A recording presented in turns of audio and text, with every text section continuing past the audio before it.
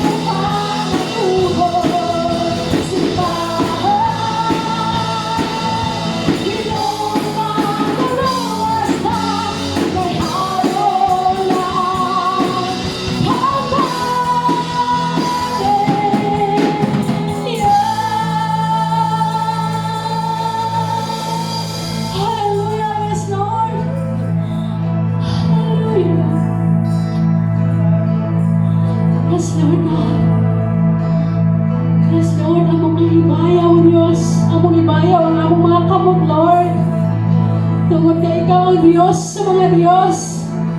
Hari sa mga hari, Lord God. Takos ka, O Diyos. Yung pagabayawon, Lord God, pagasilahon, Lord. Come on, church.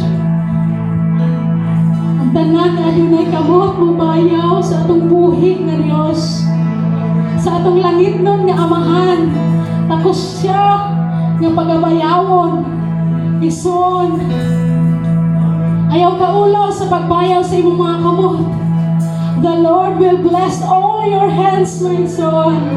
The Lord will bless all the works of your hands, my son.